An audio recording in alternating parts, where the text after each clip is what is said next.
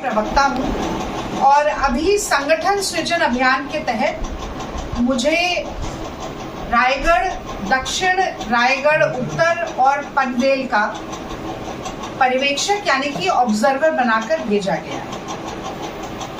मैं आज इस महत्वपूर्ण प्रेस वार्ता में आए पनवेल के सभी मीडिया बंधुओं का स्वागत करती हूँ, अभिनंदन करती हूँ, इस्तकबाल करती हूँ और मैं अपनी बात आज रविंद्रनाथ ठाकुर की गीतांजलि की कुछ पंक्तियों से शुरू करना चाहती हूँ। तो रविंद्रनाथ ठाकुर ने लिखा कि भंसा विशेष के विगत चिन्ह जब मिट्टी में मिल जाते हैं, फिर उसी जगह नए भवन, नए सुमन, नए उपवन और नए सृजन हो जाते हैं। यानी कि अगर बहुत ही चुनौतीपूर्ण परिस्थिति हमारे सामने हो, अगर ऐसे नतीजे हमारे सामने आए जो बड़े निराशाजनक रहे हो, तो भी मेहनत करने से वहां पर बहुत अच्छे नतीजे निकल कर आ सकते हैं। और ये इसी सोच का विस्तार करते हुए, इसी विचार का विस्तार करते हुए कांग्रेस के अहमदाबाद के सेशन में ये सोचा गया, ये माना गया और ठाना गया देश के नेता प्रतिपक्ष राहुल गांधी जी के द्वारा और कांग्रेस पार्टी के राष्ट्रीय अध्यक्ष मल्लिकार्जुन खड़गे जी के द्वारा कि पूरे देश में संगठन का नवनिर्माण और पुनर्गठन किया जाएगा, पर एक अलग तरह से किया जाएगा। ये कहा जाता है कि संगठन जो है वो किसी भी राजनीतिक दल के रीढ़ की हड्डी होता है और रीढ़ की हड्डी जितनी मजबूत होगी, संगठन जितना मजबूत होगा, उतना ही विषम परिस्थितियों में राजनीतिक दल अंगद की तरह पैर जमाकर खड़ा रह सकता है। तो हमने देश के हर राज्य के हर जिले में संगठन सृजन अभियान की शुरुआत की है। ये 7वां चरण चल रहा है। महाराष्ट्र में 27 मार्च से 19 अप्रैल तक संगठन सृजन अभियान चलेगा, जिसके तहत तमाम पर्यवेक्षक, और मैं तो राष्ट्रीय प्रवक्ता हूं, मैं आपको बताना चाहती हूं कि पर्यवेक्षक कांग्रेस वर्किंग कमेटी के सदस्य भी हैं। ऐसे पर्यवेक्षक हैं जो अभी सांसद हैं, जो पूर्व पीसीसी रहे हैं, जो विधायक हैं, और सभी को एक जिला देकर भेजा गया है। ये इस काम की गंभीरता और इस काम के महत्व को दर्शाता है। अब मैं बताना चाहती हूँ कि पीछे की सोच क्या है। तो महात्मा गांधी ने कहा था कि राजनीति का लक्ष्य होता है अंतिम व्यक्ति जो पंक्ति में खड़ा है उस तक पहुंचना, और सिर्फ पहुंचना ही नहीं, उस व्यक्ति के आंसू पोंछना, उस व्यक्ति के जीवन में सकारात्मक परिवर्तन लेकर आना। और गांधी के उस विचार को आज राहुल गांधी देश में आगे बढ़ाना चाहते हैं, कांग्रेस में आगे बढ़ाना चाहते हैं। इसीलिए उन्होंने कहा कि हम घर पर बैठकर काम नहीं करेंगे। और वो जो कहा जाता है ना, गांधी ये भी कहते थे, be the change you wish to see in the world. जो आप दुनिया में बदलाव, तब्दीली चाहते हैं, उसकी शुरुआत खुद से कीजिए। तो पहले राहुल गांधी जी ने स्वयं बीड़ा उठाया। मोदी जी घर पर बैठकर एयर कंडीशन कमरे में हर रविवार को अपने मन की बात कहते हैं। हमारा राष्ट्रगान है, उसमें कहा जाता है सबसे पहले 3 शब्द है, जन गण मन, यानी कि सबसे पहले आता है जन, जनता जनार्दन, लोकतंत्र में सबसे महत्वपूर्ण। फिर आता है गण, यानी कि सारा महकमा जो है। फिर आता है मन, वो उल्टी गंगा बहाते हैं। पहले मन, अपने मन की थोपते रहते हैं लोगों के ऊपर, मन में ट्रैफिक है।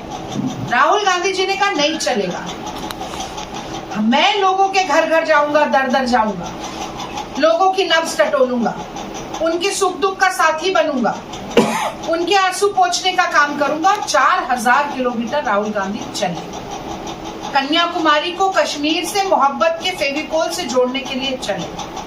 और इसी सोच का विस्तार करते हुए उन्होंने कहा कि जो कांग्रेस के बड़े निर्णय हैं, प्रदेशों के बड़े निर्णय हैं, कौन जिला बनेगा, जिले की समिति कैसी होगी, ब्लॉक कैसा होगा, ब्लॉक की समिति क्या होगी, वो दिल्ली में बैठकर निर्णय नहीं होने वाले, वो बंद दरवाजों में, बंद कमरों में निर्णय नहीं होने वाले। उसके लिए वस्तु स्थिति जानने के लिए जमीन पर जाना पड़ेगा। पर्यवेक्षकों को जाकर सबसे पहले कांग्रेस के संघर्ष के साथियों से बात करनी पड़ेगी, उनके साथ रायशुमारी करनी पड़ेगी, उनके मन की बात सुनकर आना पड़ेगा। वो हमारे निर्वाचित साथी भी हैं, वो हमारे पूर्व और वर्तमान पदाधिकारी भी हैं, वो हमारी फ्रंटल ऑर्गेनाइजेशंस यानी कि हमारी इकाई NSUI, यूथ कांग्रेस, महिला कांग्रेस, सेवा दल, वो तमाम हमारे सेल के लोग भी हैं।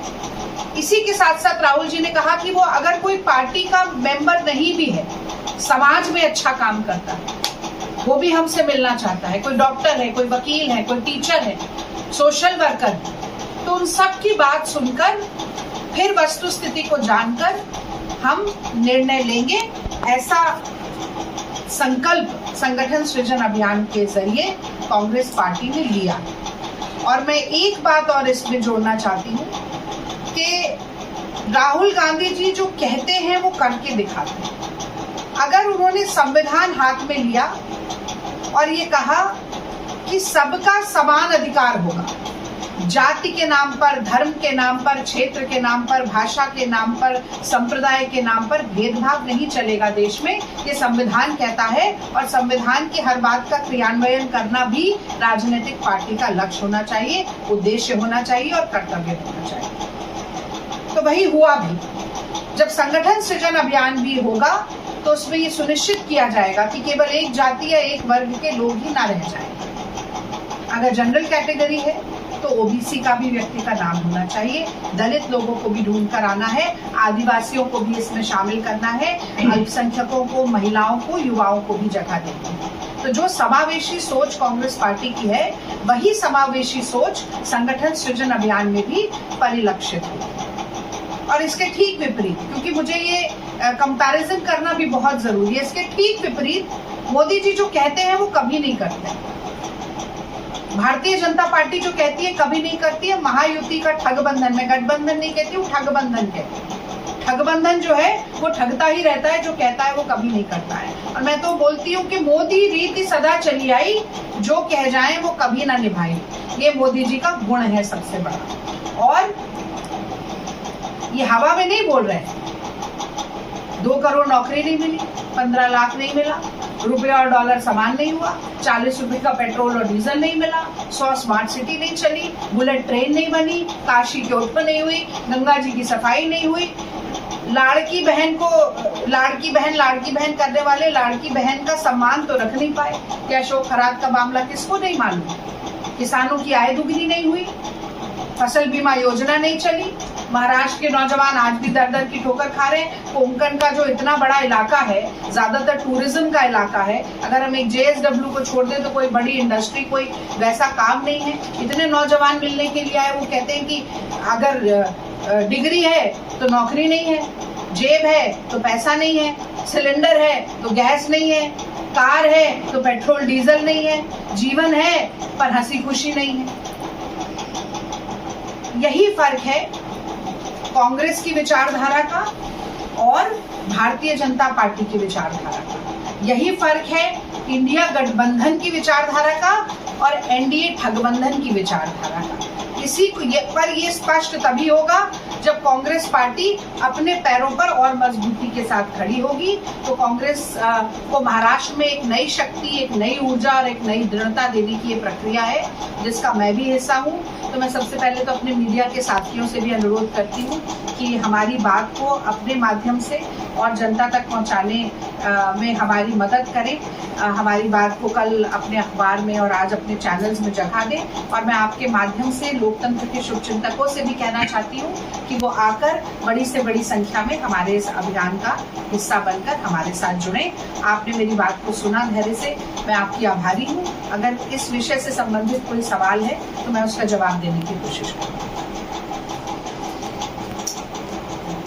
आज तक आपने अभियान कैसा, लोगों से आपको रिस्पांस कैसा मिला? देखिए, मैं 4-5 दिन से अभी रायगढ़ में पूरा घूम रही हूँ और बहुत अच्छा रिस्पांस है। एक तो सबसे अच्छी बात जो कांग्रेस के कार्यकर्ताओं को लगी, उन्होंने कहा अभी तक हमें बुलाया जाता था किसी भी कार्यक्रम के चलते, या तो मुंबई में बुलाया जाता था या जो डिस्ट्रिक्ट हेडक्वार्टर है उसमें बुलाया जाता था। सबसे अच्छी ये बात लगी कि हमारे ब्लॉक तक आ गए, हमारी बात को सुनने के लिए राहुल गांधी जी ने, मल्लिकार्जुन खड़गे जी ने पर्यवेक्षक को भेजा है। और इसमें एक और खास बात है कि हम सिर्फ भाषण देकर नहीं जाते, उसके बाद 1-to-1 मीटिंग होती है। जो भी लोग बात करना चाहते हैं, सिर्फ पदाधिकारी नहीं, वो एक एक करके बुलाकर उनसे बात होती है, चाहे 2 घंटे लगे चाहे 4 घंटे लगे। तो एक विश्वास के साथ लोग बोल सकते हैं। कई बार ऐसा रहता है कि किसी के दबाव में कोई होता है, किसी के गुट के साथ होता है, पर खास बात ये निकल कर आई कि एक सच्चे कांग्रेसी की तरह लोगों ने आकर बताया है। बहुत सी परेशानियां, ये जो पूरी एक बेल्ट रही, यहाँ पर बहुत सारे नेता दूसरे दलों में हमारे चले गए। जब एक बड़ा नेता जाता है तो वो अपने साथ पूरी टीम लेकर चला जाता है, तो कार्यकर्ताओं में एक वो समस्या है। और फिर जो नेता है वो काम धंधे को लेकर परेशान करते हैं, तमाम तरीके से पुलिस चौकी की जो चीजें होती है उनको लेकर परेशान करते हैं। ये म्युनिसिपल कॉर्पोरेशन है। अब यहाँ पर आकर भी मुझे कई तरीके की बात पता चलेंगी, पर लोगों में बहुत उत्साह है। कई ऐसे भी कार्यकर्ता मिले जो किसी का नाम नहीं लेना चाहते थे कि इसे जिलाध्यक्ष बनाइए, वो सिर्फ कांग्रेस पार्टी को सुझाव देना चाहते थे। बहुत से लोग मिले, कई लोग तो इतने इमोशनल हुए, उनकी आंखों से आंसू तक आ गए, जो कहते हैं हम बाप दादा के जमाने से कांग्रेस में रहे हैं। उन्होंने भी बहुत सुझाव दिए कि कांग्रेस में पहले इस तरह से काम होता था और अब इस तरह से नहीं हो रहा है, तो आप ये स्टेप्स करिए। तो हम कोशिश कर रहे हैं उन सभी को इम्प्लीमेंट करने की। अभियान बनाने की क्या जरूरत पड़ी? आपको ऐसा क्यों लगा कि अभियान चालू करना चाहिए? देखिए, वो कहते हैं कि प्रत्यक्ष को प्रमाण की जरूरत नहीं होती, और जो सच बात है उसे कहने से मैं गुरेज नहीं करती। महाराष्ट्र के चुनाव का जो नतीजा है वो निराशाजनक रहा, पर उसमें बहुत बड़ा योगदान चुनाव आयोग का था, ऐसा मैं मानती हूँ। जो हमने कहा वोट चोर गद्दी छोड़, और वो राहुल गांधी जी ने अपनी प्रेस वार्ता के जरिए भी उसका सत्यापन किया। तो वोट चोरी हो, भारतीय जनता पार्टी और उनके गठबंधन को न सिर्फ महाराष्ट्र में बल्कि पूरे देश में एक एडवांटेज देने का काम चुनाव आयोग का करना, वोटर लिस्ट कैप्चरिंग करके लोगों के नाम काटना, जो ये सब चीजें हो रही है। पर इसके बावजूद भी मुझे ऐसा लगता है, कांग्रेस पार्टी को ऐसा लगता है कि संगठन अगर मजबूत होगा तो बहुत से आप हमारे खिलाफ, हमारे विरुद्ध काम करने की हिम्मत भी बहुत नहीं हो पाएगी। और यहाँ थोड़ा ये भी देखा गया कि जो ब्लॉक अध्यक्ष हैं कई जगहों पर और जो हमारे पदाधिकारी हैं वो 10-10, 15-15 साल से वही लोग काम कर रहे हैं। तो कहीं ना कहीं आपको नए लोगों को मौका देने की जरूरत है, नए लोगों को पार्टी से जोड़ने की जरूरत है। तो उसके चलते ये हो रहा है, पर सिर्फ महाराष्ट्र में नहीं है, पूरे देश में।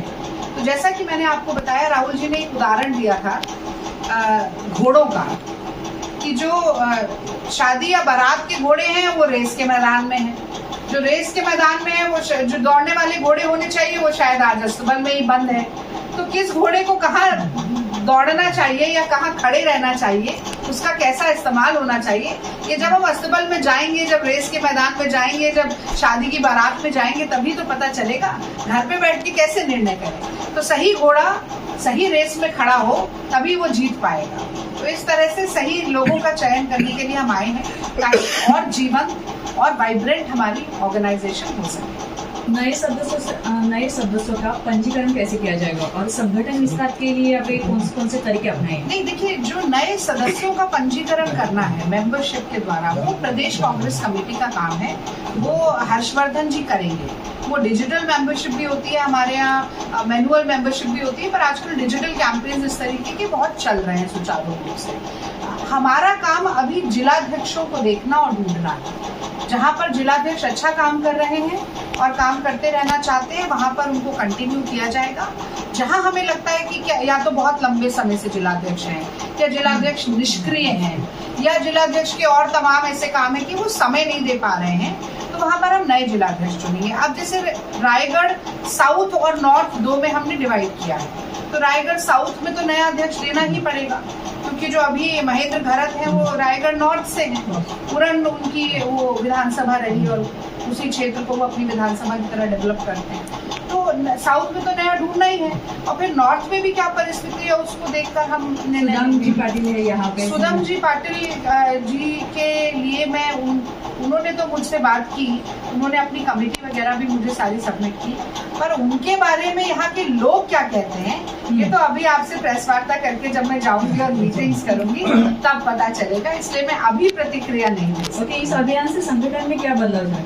देखिए 2-3 चीजें हैं। एक तो इस अभियान के बाद एक फंक्शनल ट्रेनिंग होनी बहुत जरूरी है कि जिलाध्यक्ष का क्या काम है, क्या जिलाध्यक्ष का, ब्लॉक अध्यक्ष का काम सिर्फ चुनाव लड़वाना है कि 5 साल में विधानसभा का चुनाव आएगा या लोकसभा का या जिला परिषद का या म्यूनिसिपल कॉर्पोरेशन का, तब हमें बूथ कमेटी एक्टिवेट करना है, या उन 4.5 साल भी आपको काम करना है। और वो 4.5 साल आपको काम करना है तो क्या काम करना है? आपका मंथली कैलेंडर बनना चाहिए, बूथ वाइज आपकी मीटिंग्स होती रहनी चाहिए, क्योंकि आप अचानक से किसी को फोन करेंगे 5 साल बाद कहेंगे आप बैठ जाइए, तो वो कहेगा क्यों करूंगा मैं। तो वो एक कनेक्ट जो है जमीनी स्तर पर, फिर ऐसे व्यक्तियों को ढूंढना और जोड़ना जो वैचारिक रूप से कांग्रेस के, विचारधारा हो, विजन हो, समय हो और ग्रास रूट कनेक्ट करने की क्षमता हो उस व्यक्ति में। और ये केवल एक सिंबॉलिक लीडरशिप बन के ना रहे कि चिट्ठी पे आपका नाम है पर काम नहीं। तो कहते हैं ना, नाम बड़े और दर्शन छुपे। तो ये पूरा रिवैम्प और रीहॉल करने की, हम एक ओवरहॉल करने की कोशिश कर रहे हैं। और अभी तक जो नतीजे, मतलब ये 7वां चरण है संगठन सृजन अभियान का, मैंने भी मध्य प्रदेश में, बिहार में इससे पहले किया, और नतीजे बहुत संतोषजनक रहे।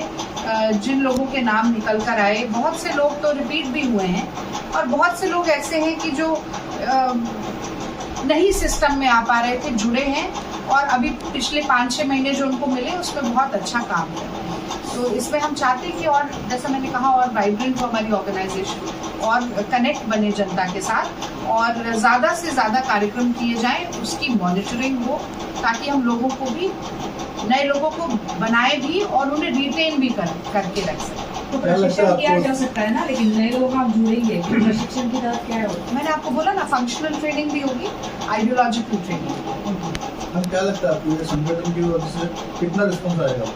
अभी तो बहुत अच्छा रिस्पॉन्स आ रहा है भाई। कुछ ब्लॉक्स ऐसे हैं जहाँ पर कम लोग आए, तो फिर हमें ये भी समझ आता है कि उस ब्लॉक में हमारा संगठन कमजोर है, तो वहाँ पर हमें ब्लॉक अध्यक्ष, ब्लॉक समिति, ग्राम समिति और नीचे बूथ तक हमें काम करने की जरूरत है। लेकिन कोई जगह ऐसी नहीं थी जहाँ पर लोग इच्छुक ना हो, अलग अलग स्तर पे कोई और ऐसा नहीं है कि कोई आता है तो कहता है मुझे ब्लॉक अध्यक्ष ही बनाइए। अपनी क्षमता के अनुसार भी लोग बात करते हैं। कोई कहते हैं कि मुझे तालुका में ये भूमिका दे दीजिए, कोई ब्लॉक में बनना चाहता है, कोई चाहता है कि जैसे अभी पीछे ये हुआ था कि 4-5 तालुका पर एक ऑब्जर्वर बनाया हो या उनका एक अध्यक्ष बनाया। तो तमाम तरीके के काम हैं जो लोग खुद भी करना चाहते हैं, और बाकी हम पोटेंशियल लीडर्स भी आइडेंटिफाई करते हैं। मुझे एक डॉक्टर साहब बड़ा अच्छे मिले, वो अपने दम पर ही काम कर रहे हैं, मेरे ख्याल से वो कर्जत में थे, और वो एम्बुलेंस भी करते हैं, फ्री इलाज भी कर रहे हैं, इंजेक्शन भी लगा रहे हैं, मेडिकल कैंप भी कर रहे हैं। तो हम पार्टी के साथ का सपोर्ट उनको और देके एम्पलीफाई कैसे कर सकते हैं। जो पार्टी का प्रदेश का भी डॉक्टर सेल है, क्या उससे जोड़ा जा सकता है। मुझे 1-2 एडवोकेट्स बहुत अच्छे मिले, यंग लड़के बहुत अच्छे मिले जो कह रहे हैं कि हम कैसे NSUI से जुड़े, कि यूथ कांग्रेस से जुड़े। एक व्यक्ति मुझे मिला, उसने कहा कि मैं कार्यकर्ता हूँ और मेरे पास समय है, पर मुझे पता नहीं कि मुझे 4 साल काम करना क्या है, तो आप मुझे ये बताया जाए। तो वही जो मैंने आपसे मंथली कैलेंडर की बात की कि लोग हैं, वो काम करना चाह रहे हैं, पर एक्टिविटी पूरे 4 साल रहेगी ना, तो चुनाव वाला 1 साल बड़े आसानी से जाएगा, और अगर 4 साल काम नहीं होगा तो वो चुनाव वाले 1 साल का उतना फायदा रह नहीं जाता है। हालांकि मुझे लगता है कि जो नए प्रदेश अध्यक्ष हैं उनके पास भी ऑर्गेनाइजेशनल अनुभव काफ़ी है, उन्होंने बहुत सारे काम किए हैं, और वैचारिक स्तर पर भी वो काफ़ी कार्यक्रमों से जुड़े रहे, तो उनके दिशा निर्देश में भी पार्टी अच्छा काम करेगी। हर पार्टी में अलग अलग गट तट रहते हैं, तो उसका परिणाम पार्टी भी होता है। तो यह अभियान के वजह से वो गट तट टूटेंगे क्या, और पार्टी को क्या फायदा होगा? देखिए, जब घर में 4 बर्तन होते हैं तो वो खनकते ही हैं। और अगर बर्तन दो एक ही होगा तो नहीं खनकेगा। तो भैया हम तो चाहते हैं 4 से 40 हो, थोड़ी खटपट तो चलती रहती है, वो तो कोई बात नहीं। वो कहा जाता है कि जिसका हृदय सदा समीप है वही दूर जाता है और क्रोध आता उसी पर जिससे कुछ नाता है। अब कोई सड़क पे चलता आदमी है, उस पर मैं थोड़ी चिल्लाने लग जाऊंगी, जिसे जानती हूँ, जिससे कोई रिश्ता है, उसी से हो जाता है कभी कभी। पर जैसा पंडित नेहरू कहते थे कि मतभेद हो मनभेद ना हो, तो हमारी पार्टी में मनभेद नहीं है, मतभेद तो लोकतंत्र में होना ही चाहिए। मैम, जिला अध्यक्ष और बाकी पदों का पद अलग अलग देने से कांग्रेस की ताकत बढ़ेगी, क्या बताएंगे? देखिए, ये रायगढ़ जो जिला है ना, उसका बहुत बड़ा एक्सपेंस है, जोग्राफिकली बहुत बड़ा है। ज्यादातर कार्यकर्ताओं ने कहा कि जो आप देखिए जो पोलादपुर रहते हैं या जो श्रीवर्धन रहते हैं, उनके लिए उड़न आना बहुत टेढ़ी किए है। वो कहते हैं हमारे पास पैसा भी नहीं है, समय भी नहीं है, हमें इतना आना पड़ता है, या जो उड़न रहता है उसके लिए वहां जाना। और अब देखिए, अगर हम अलीबाग यहाँ का हेडक्वार्टर है और एडमिनिस्ट्रेटिव सेंटर है, उससे पेन जाना, उससे महाड़ जाना, उससे श्रीवर्धन जाना, और यहाँ का जो एक सेंटर उड़न ही कोई मान लीजिए, उससे आपको करजत जाना, खालापुर जाना, खोपोली जाना, पनवेल तो अब अलग हो गया है, पर पनवेल रूरल अभी भी थोड़ा इसके साथ ही है। तो वो आप इस दृष्टि से भी देखिए, मतलब सिर्फ नेता की दृष्टि से मत देखिए, कार्यकर्ता की दृष्टि से भी देखिए। लोगों का हमेशा अपने घर के आसपास प्रभाव भी होता है और वहाँ काम करना उनके लिए ज्यादा आसान भी होता है। और फिर जो जिलाध्यक्ष होंगे उनके लिए भी नजर रखना, मॉनिटर करना और फिर चुनाव भी लड़ा पाना। छोटा क्षेत्र रहेगा तो ज्यादा सुचारू रूप से काम हो सके। आखिरी सवाल, मोदी जी के बारे में 2 शब्द क्या कहेंगे? इसी से जुड़कर मैं मोदी जी एलपीजी मोदी जी, यही सवाल से जुड़ा हुआ सवाल। अभी जो वॉर चल रहा है और मोदी जी ने जो भूमिका ली है, स्टेप्स लिए, कैसे आप कांग्रेस देख रहे हैं वो स्टेप से? देखिए, ये तो मतलब जो जैसा मैंने आपको कहा कि हाथ कंगन को आरसी क्या और पढ़े लिखे को फारसी क्या, मोदी जी पूरी तरीके से सरेंडर हो चुके हैं। और इसीलिए युवा कांग्रेस ने जो वो अभियान चलाया था, RPM इज कॉम्प्रोमाइज, वो बिल्कुल सही है। मतलब ट्रम्प, कल अभी केरल की एक मीटिंग में राहुल जी ने कहा ट्रम्प गोज ठक, मोदी गोज फुफ। मतलब इतना डरे हुए हैं। इंदिरा गांधी जी के समय पर 7वां बेड़ा लाकर खड़ा कर दिया था निक्सन ने कि पाकिस्तान को कुछ नहीं करना है। इंदिरा जी ने कहा ऐसी की तैसी।